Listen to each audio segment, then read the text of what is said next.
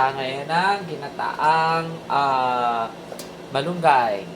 And also, I have a tuna yung color niya. So, pinakuluan ko siya sa suka na may bawang, luya, and paminta para matanggal natin yung lansa. So, ang ingredients natin, meron tayong bawang, so of course, and sibuyas, and luya.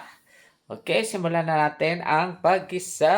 Okay, we have to saute the garlic, onions, and ginger. So, I'm using the pure sunflower oil.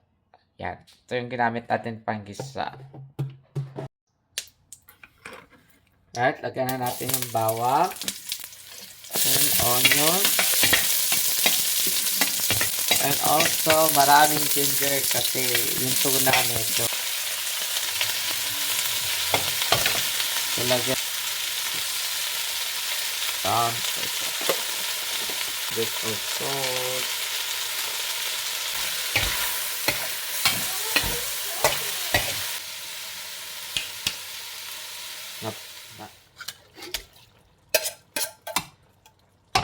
Yan. So, 2 cans of aroy. Then, lalagyan natin siya later na carnation para masarap. Pampawala ng lansa. Yan. So, pakuluan lang natin siya. Simmer natin ang tuna. Masarap. Alright. So, kumukulo na ang ating gata. It's time to drop the malunggay. So, hinay-hinay lang natin yung malunggay kasi matagal din sa lutuin.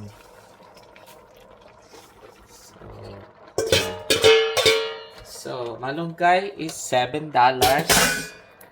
So, $14 na siya. Magkano yan? Nasa almost 1,000 pesos itong malunggay. So, napakamahal. Kaya dyan sa mga taga-Philippines, kumain kayo ng maraming malunggay dahil napakamahal ang malunggay sa Canada. Alright. So, dahan-dahan lang yung apoy hanggang sa maluto kasi matagal siya maluto. And lagyan na natin yung ayan. Sarap kasi may cream kasi lalo siyang malinamnam. Pampatanggal lang sa yan. And lagyan natin ng lemon. So, ito yung ginagamit kong lemon.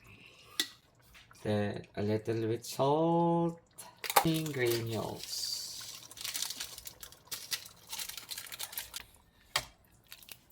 Alright, so it's done. Let's have a taste.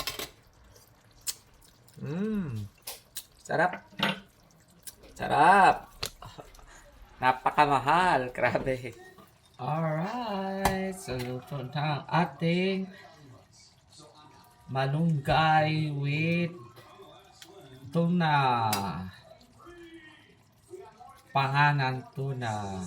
There you go, mga kalasa. Napakasarap na gulay na malunggay. Tara, kain na. Kain na tayo, mga kalasa. There you go.